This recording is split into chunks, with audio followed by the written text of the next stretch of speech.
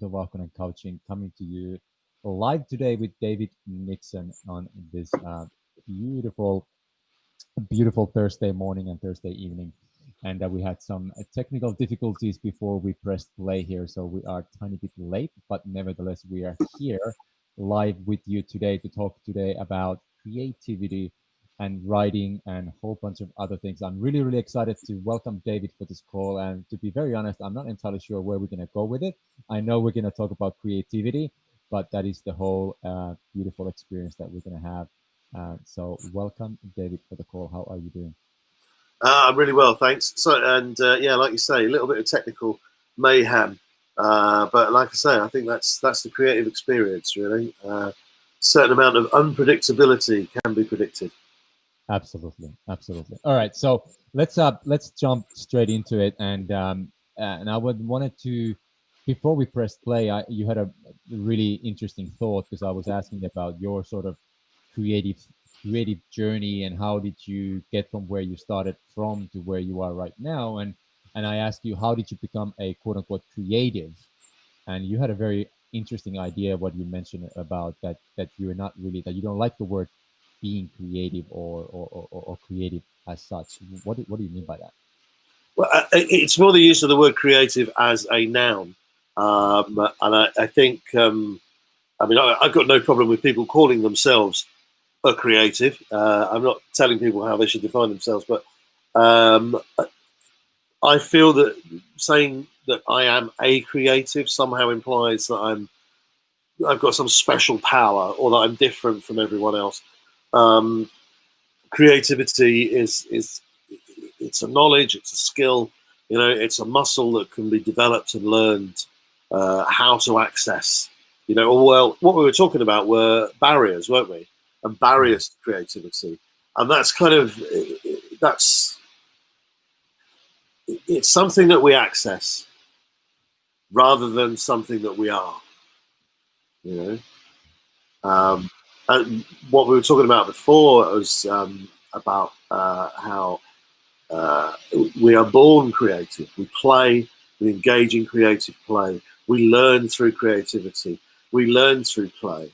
And as we get older, as we enter sort of formal education, we enter the world of work, we have to adhere to certain social conventions and certain rules. So barriers are built to that creativity. If you want to access that creativity, you have to remove some of those barriers. And sometimes removing those barriers can leave people feeling really vulnerable. So I think that the creative spirit embodies this kind of, a kind of courage, because you have to remove barriers that are put there to make you feel safe. So creativity is about taking risks. It's about being vulnerable. It's about being exposed to what people might call failure. I don't really see failure as a bad thing. Failure is a learning opportunity. This is something that's being talked about much more in business now, I think, and certainly, a lot in the coaching circles. People are understanding that failure is a part of that creative process. So yeah, these are some of my thoughts on creativity. It's something that we access. So that's beautiful. So we have a little 9-month-old here, and you mentioned about the play, and I'm truly seeing how children obviously are born creative, as you said, and it's something that can be developed or looked back into ourselves as how we operated when we were younger. Yeah. How did that happen to you? Like, you're a writer right now. You write a lot. Were you always a writer? Were you always did you always feel that you had this knack of writing, and that's how your creative expression came out to play, if you will? Or how did you discover your sort of that inner creative self, if you will? Yeah, so I think one area that, when we talk about creativity, one thing that doesn't get spoken about a lot is the environment that this creativity is being born out of. So the environmental kind of factors for me were my mum and dad were really into amateur dramatics. My dad used to do a lot of performing. My mum did a lot of performing, and but the thing with writing, my dad used to get up really early. He used to be in the army, so because he was ex-army, he was used to getting up really early, and he always burned the toast when he got up and made breakfast. So I used to, and the smell of burnt toast kind of woke me up. So I'd get up and I'd go downstairs, and my dad would make his next lot of toast and a cup of tea, and he'd make me a cup of tea, and I'd sit there and I'd write stories because it was like 6 o'clock in the morning, and I didn't have to go to school at that point for quite a while, or if it was a weekend, then I didn't have to go to school at all. So I sat up in the morning with my dad and I wrote stories, and I remember that time it was a really sort of special kind of safe time. We didn't really talk to each other very much, but we shared a space, and he did his thing and I did my thing, and a lot of my creativity comes from my dad, which I realized a lot later on in life.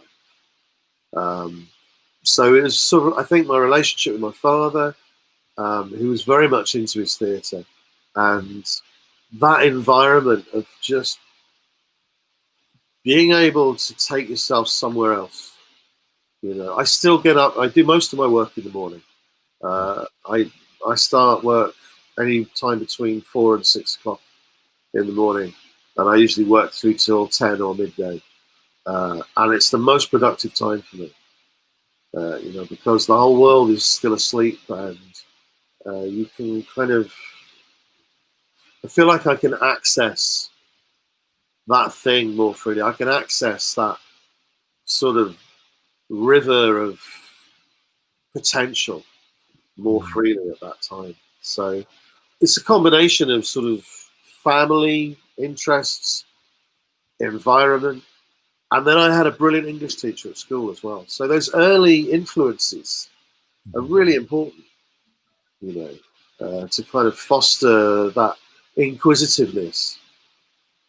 All creative people, all people who are creative or people who live creative lives are inquisitive by nature. Whether they're scientists or artists or entrepreneurs or whatever, they're inquisitive by nature. They want answers to things. Why does this work? Yeah. Why do kids dismantle things? They want to know how it works. Yeah, they want to know. They want to find out how things work. And you mentioned there, one of my favorite questions to myself and to others is always why it is that way, why things happen the way they do, why do I operate the way do I operate, what like that. Yeah, that's one of the most profound. It's one of the most simple yet profound questions that you can ask from yourself or from others. Yeah. You mentioned about those barriers there, and in the first section, and you said that the environment, which I fully underline, that the environment has a huge effect on us. Did you have barriers later on in life, and if you had any of the barriers to your creativity, how were you dismantling those barriers, if you will, and where would one start if one has some barriers that find it hard to get Yeah. over through? I mean, that is the question. That's the question to ask. Yeah, that's a hard one. These things start occurring because they need to. Mhm. So, if you think of a small child going out into the big wide world, they can't just run in any direction because they could run into a road and get hit by a car. So we live in a society where there are structures and rules, and these kind of formal values. Mhm. So we have to teach our children these structures and rules and formal values, and that guides their thinking and guides their perceptions. Mhm. If you live in a less urban environment, those rules and perceptions will perhaps be more be looser, Mhm. or not. I don't know. I mean, if you grow up in a rainforest, there are still rules that you're going to have to adhere. You know, don't eat that because it'll kill you. You know, don't go down there because it's not safe. You know, there's whatever environment you grow up in, the environment shapes your thinking and shapes who you are. Um, Mhm. and that's that's a physical environment we're talking about there. Mhm.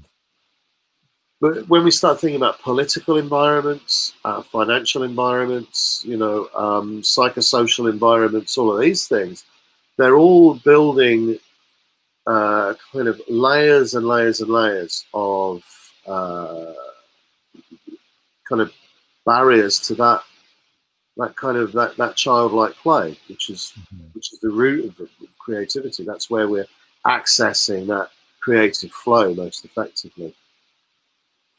So some of those barriers you can dismantle because they don't really need to be there. So say uh, some kind of prejudice, that's not a useful thing. So let's just get rid of that. Some of those barriers some of them you actually need there because they Mhm. protect you in some way. So you might need to find a way around them. So sometimes it's a matter of removing these barriers. Sometimes it's a matter of navigating them.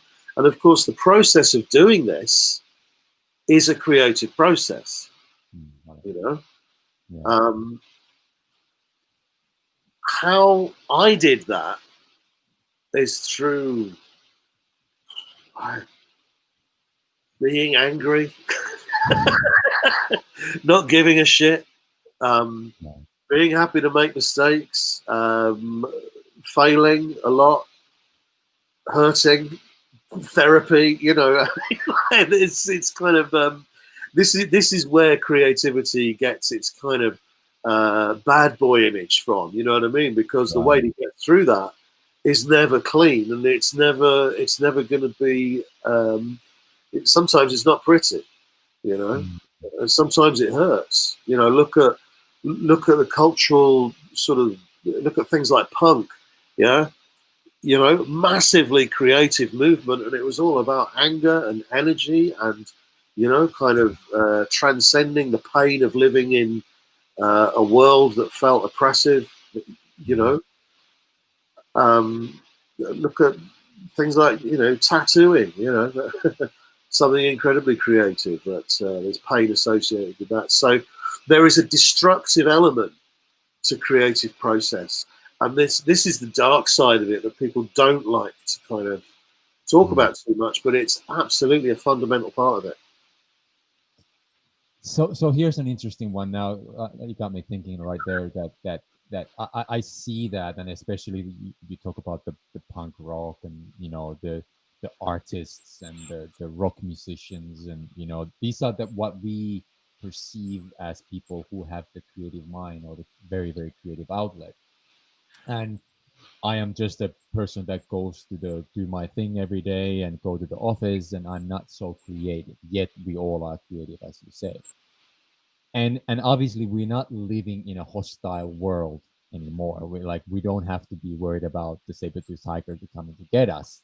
And yes, we have to deconstruct some of those non-creative barriers that we have possibly.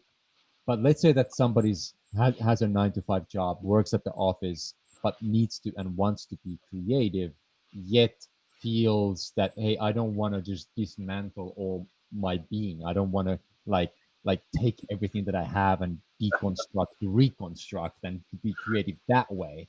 Yeah, What would be your ideas to let's call it the new age creativity? Is there something that has a less of an edge, if you will? And is that even possible? As you said, like you said, that it's that quote unquote the negative side of creativity is almost like it needs to be there. But I feel that, like, for me personally, I'm just gonna wrap this around, like, whenever I go to walk in the forest with my dog, for example, I go into the ocean, that's or I just like unplug, if you will. that's where I personally get my sort of creative juices and flow Yeah, going. yeah. Um, what's your take on that? Is that deconstruction of your ego, if you will, necessary to be for the creativity to come out to play? Yeah, I mean, that's kind of high level stuff, isn't it? All that sort of, yeah, like you say, deconstruction of the ego, and sort of throwing everything away and saying, right, I'm going to start again. You know, that kind of sudden and explosive and almost romantic kind of understanding of creativity and creative forces. It's yeah, as you say, that's not necessarily very useful for someone who's got a family and a 9 to 5 job and just wants to kind of introduce something a little bit more kind of fluid and flexible into their life. I I remember I wrote a piece. I wrote an article a little while ago where I introduced an exercise which was simply to go for a walk. Uh, Go for a walk to a place you've never been before Mm. and spend 20 minutes in that place. I think it was an hour's exercise. So it was go for a 20-minute walk to a place you've never been before. Spend 20 minutes there reflecting on that place and just taking it in.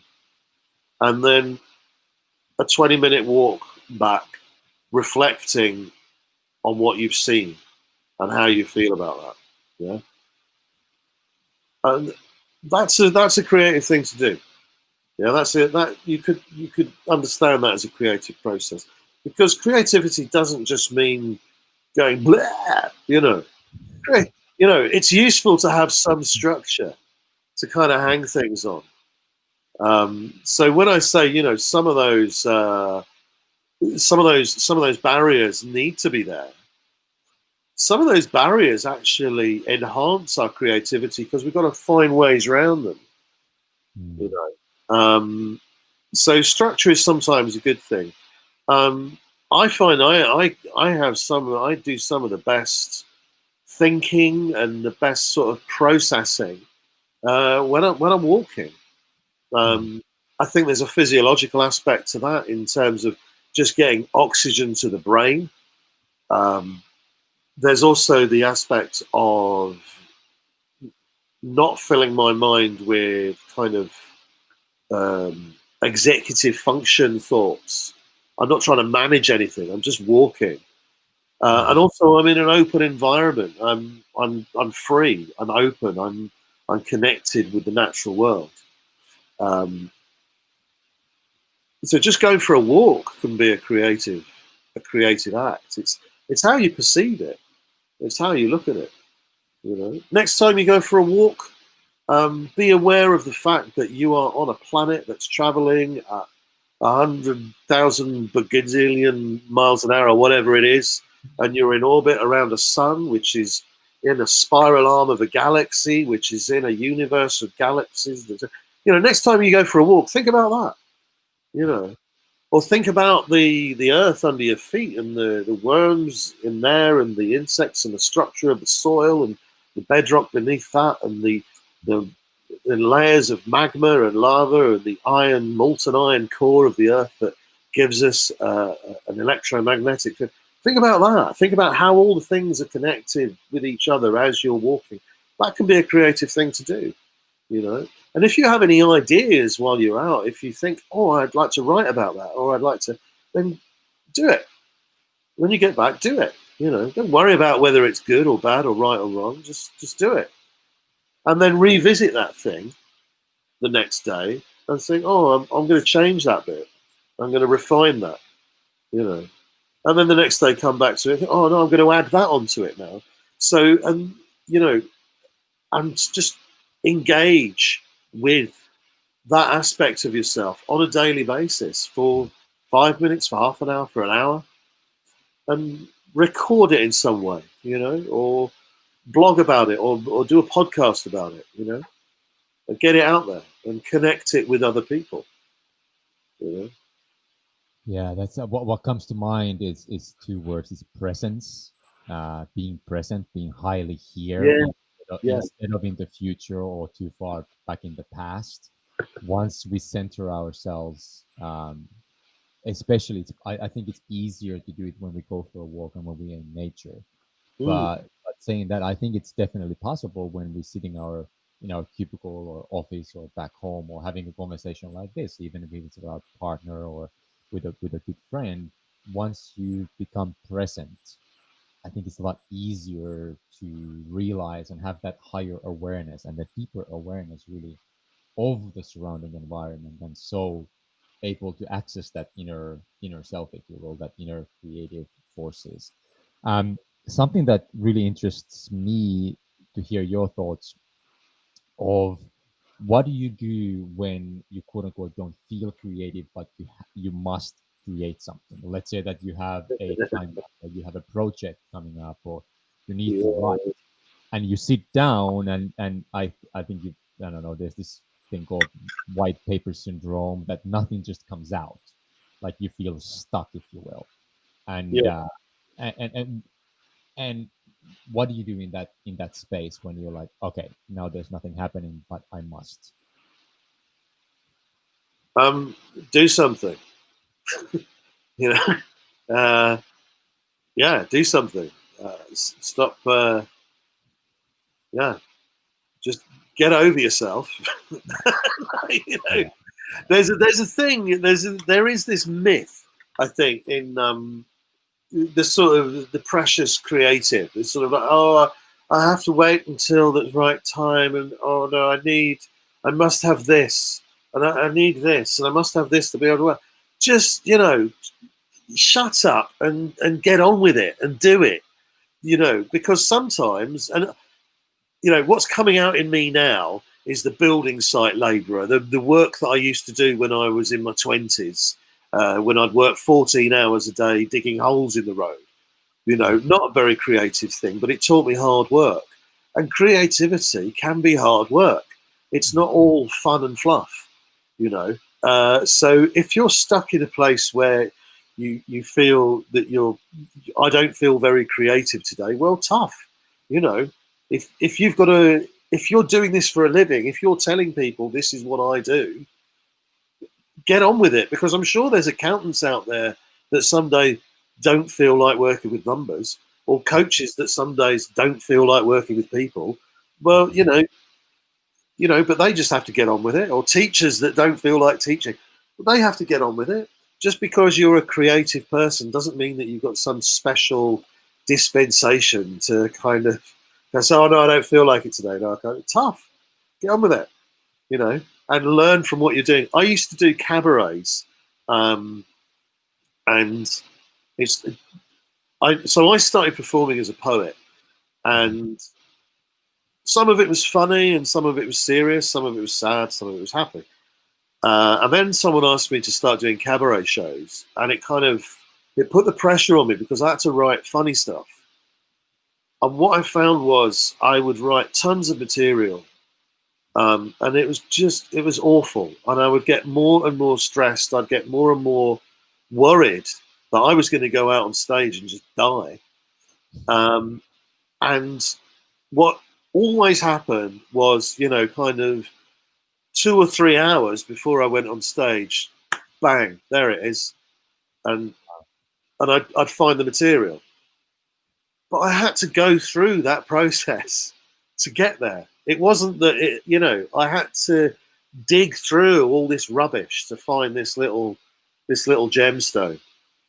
So it's not always, you don't, it's like I say, it's uh, accessing the creative self is something anyone can do, but that doesn't mean it's easy.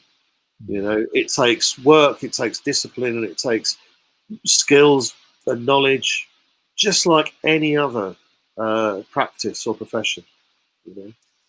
I love that, David. That's something that, I have an example from yesterday, and I love that because a lot of people, again, me included, a lot of the times I think like, oh, I need to just let everything go, and it needs to happen on its own, and I'm creative only when, right? Yeah, Yesterday, I sat down and I didn't really feel like, but I felt like I want to write, and I kind of needed to write a little bit. But as I sat down, it was like, well, there's nothing coming out. Just don't like it. Just it wasn't flowing. But then I kind of forced myself or pushed myself a little bit, and I went like 10, 15 minutes.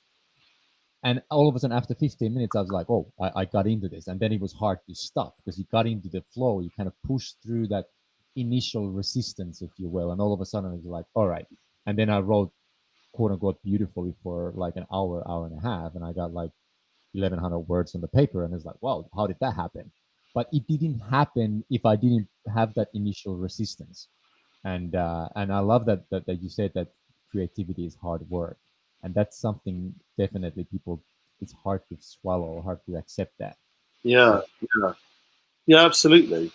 And and then there are those times when it just flows and it just comes, and that's beautiful. yeah, Those are the times that are kind of. But I think you experience that in any profession, in anything, or any type of work, or any vocation, any area in life. There are those times when it's hard work. There are those times when it just flows, yeah, and it's I don't know. It's almost impossible to understand all the systems that are creating that moment. You know, yeah, it's almost absolutely. impossible to get your head around that much complexity. Uh, Do you carry a journal with you? no, I don't. No, and the reason is because I'd never stop writing in it. I wouldn't get anything done. If I wrote down every idea, for God's sake, I do take audio notes on my phone. Okay, Uh, okay, so that's and then interesting. and and again, a lot of the time, it's absolute nonsense. I listen to it back and I think, well, yeah, that's kind of interesting, but it's not particularly useful. So So here's an interesting one. I've heard people say I different can, numbers. I can give you an exercise. I'll give you an exercise, by the way. I'll give your listeners and you an exercise that worked for me when I Mhm, had that kind of writer's block. mhm. And I just wrote down things that I like. And it was just, I like this, and I like this, I like this. And it just got me physically writing. The, on pen and paper, it just got me physically moving, and just stopped me focusing on the fact that there was nothing there, and Yeah, demonstrated to me that, oh, there is something there. And then all of a sudden you think, oh, that reminds me of that, and you start making connections. So just get something down, and then you start connecting that with other things, and then you start moving again. So there are exercises we can use. yeah, I love that. Like I don't carry journal either all the time, but every now and then I have pen and paper quite often with me. But I love that fact that you just put something on the piece of paper. You kind of like almost externalize your brain onto a piece of paper, and you're like, okay, you don't live inside of your brain anymore. You have that higher perspective of your thoughts, and you're like, okay, is that what I'm thinking? I have something to work with right now. I have a little bit of forward momentum, if you will. Yeah. So I just want to show you something here. This is go something ahead. I'm working on at the moment that involves a lot of. Oh, there we go. It involves a lot of Japanese and Chinese kanjis. This is Hmm. all about rivers and river systems. And there's one. Okay, this one here. There we go. This is Tsukima, Uh-huh. which means the spaces between the rocks in a river. But the word in Japanese for uh, gaps is the same word for opportunity. Really? So if you've got that block, that creative block, it's because you're just there up against a solid wall. So Hmm. just move a little bit to one side, find the gap, and it doesn't have to be a big gap, and that's where the flow is. Love it. Love it. That's a takeaway right there. I'm gonna let that. I'm gonna let that sink in for a little bit, because I've spoken about opportunities extensively recently, and one of my biggest lessons from this year alone, I made a video about it as well, was about the opportunities that we need to be in forward momentum. And whenever I was in momentum and I put myself into a gear, for example, that's when the opportunities were coming to me. But I love the fact that the opportunities are in the gaps, in a way. Yeah, Uh, yeah, yeah. yeah. Well, So this is another element of the creative process, that the creative process is defined by the barriers we face, you know, that not and by the resources we have. So I think creativity is very often born out of the most severe circumstances, because you've really got to make the most of what you've got in those circumstances, and that's where creative thinking comes from. You know, so I mean, when we think about creativity in business in terms of productivity, just throwing money at something does not necessarily make it more creative. Sometimes you can hinder creativity by just throwing resources at it, because you're limiting people's thinking. mhm. Yeah, so let's expand that a little bit, or deepen that idea, because that was one of my other questions that was in my mind. Is that differentiation between creativity and productivity in general? For me personally, how I see that is that the creativity is more of an internal game, more internalizing these ideas, and then the productivity or the production part is the external process of it. Now, obviously, if you think of painters or writers, they're kind of intertwined together. And if you look at it in the business perspective, you first, like, you do masterminds or think tanks, and you come up with ideas, and then you go out and actually do them, which is the production side of things. Mm. How do you see the differentiation of between the creativity and productivity, or either the interlinks and interconnectedness of the two? How do you play around with those two? That's someone just been attacked by a dog out there. Yeah, it's my Um, back there.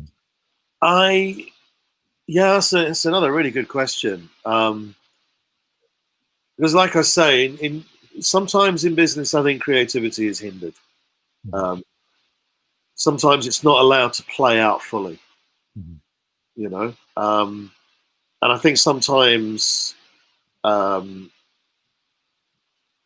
people, when they say they want creativity, I think what they really mean is they want a cost-effective solution to a problem that they can't seem to solve with what they got there. So they think, oh, we need something creative. Um, it depends what they mean by creativity. I mean, there's kind of art. I mean, a lot of what we've been talking about is like artistic creativity, which is very free, very open, and kind of, you know, multi-directional, and that's useful. mhm, But I think that I think what you need in a production process. Okay, so so I write scripts as well. So if I'm writing a play, uh, you have the playwright. The playwright then sends the script to the director, who builds the production process. So mhm, there's the production end of things. mhm, Playwright is the creative end of things. In between the two, you have someone called, or you might have someone called a dramaturgist. And a dramaturgist understands the relationship between playwright and director, and kind of translates that uh, uh, information from the playwright to the director. They facilitate, they hold that space in which that kind of that transition can take place. mhm. And one of the right, so that's a thing there, dramaturgy. Let's just put that up there, that concept for now. Um, and let's think about the concept of liminal space. This is something that's really high in my mind at the moment. We're in a liminal space at the moment with COVID. We're at the threshold of stepping into a different world. A liminal space is a place of change. It's a place of happening. It's a place where it's a place of complexity. It's an interface between two kind of modalities, if you like. Mm-hmm. So that dramaturgist, he is the holder of that liminal space. And I think in business, what is useful is when you have what you need is someone to kind of manage that interface between the creative thinking and the creative process and the production. Mm-hmm. Yeah, I think just going from one to the other directly like that, there are compromises to be made. There are always compromises to make. There are cost compromises to make. There are market compromises, and there are sales compromises to be made. You know, so how do we make those in an intelligent way without losing that creative element, but still making that creative element something that has value in a commercial marketplace? So that space has to be managed by someone with a kind of a foot in both camps, if you like. I think that that's where kind of that's an area where coaching could maybe kind of come in, because coaching is about listening and responding and kind of illustrating opportunities. Yeah, absolutely, absolutely. I have So definitely. maybe we need some creative coaches with business experience to kind of manage this interface between productivity and creativity. Love it, love it, love it, love it. Like I have various examples. Some of my better friends are quote unquote extremely creative minds, and they have all these ideas, but nothing to ever show. And then there's some other people that are extremely productive. They just do, but it's a bit bland. There's not much creativity. And what you mentioned is when you marry these people together and have some person in the middle or think how to connect the dots, if you will. Yeah. I think that's where the real juice is. That's where the real value starts coming in, when we have that interlinking connection. Yeah. However, if it's a person or if it's a thing or if it's a natural thing, whatever it is, but that connection needs to be made between the creativity and productivity, because it's Yeah. not always extremely obvious. So I love that. I love that, David. Hey, I really want to respect your time. I know it's late for you there, and any closing thoughts, any ideas, and actually, what you mentioned a little bit. What are you working on right now? A little bit of poetry.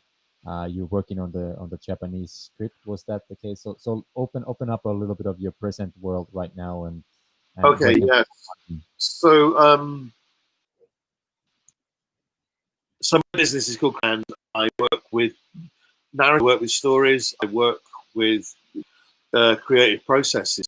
One of those processes is guided by something called the Kawa model, which comes from Japanese occupational therapy, and it's all about the use of the river metaphor to understand the flow of energy through a set of complex systems. Now, in clinical settings, that is a life flow, through different environments, different events. In business, it could be the flow of a project. It could be cash flow. It could be workflow. It could be the flow of it could be an organizational collective flow through through the life cycle of a business, or through a process that business is going through. For instance, at the moment, COVID. What are the environmental factors that we're facing, and how can we identify opportunities and barriers, within that process. So that's one of the tools that I use. That's for sort of personal, professional, and organizational development.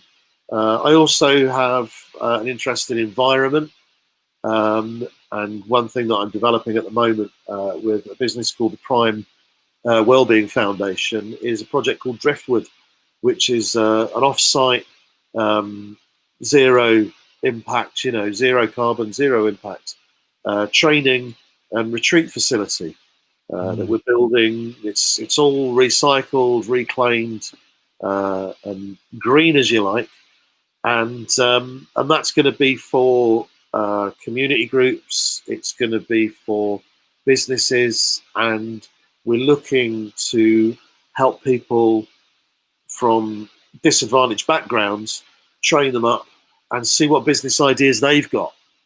So this idea of people coming from a hard place, they've got the creative minds. So let's create some opportunities to get their ideas on the stage. And for me, that's where the really interesting stuff starts to happen. When you take people without the resources, give them an opportunity to kind of look at problems and say, well, how would you solve this? And that's when you get some really great ideas.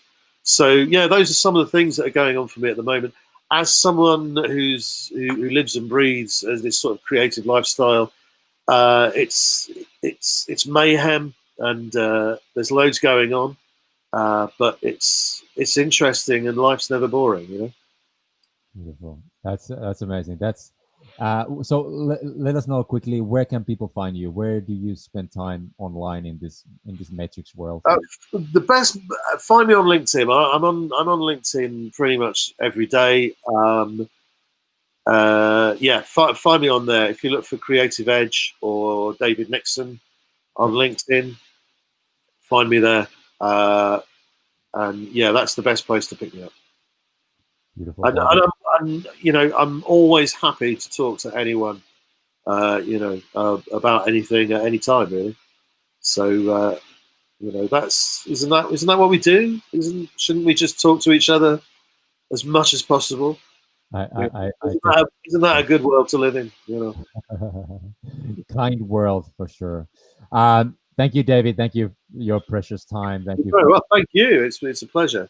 All your insights and all the ideas about creativity. I definitely learned a couple of things here, and yeah, I'm definitely gonna ponder a few of those ideas that you mentioned, and some of the really actionable tools as well, that you couple exercises that you brought it together, because a lot of the times that creativity or creative process, if you will, it's out there in the ether, and it's hard to bring it into a very tangible, actionable item. So thanks for providing some of that for us as well. And yeah, have an amazing rest of your day, and enjoy your wine. Thank you so much. Thank you very much, Tuomo.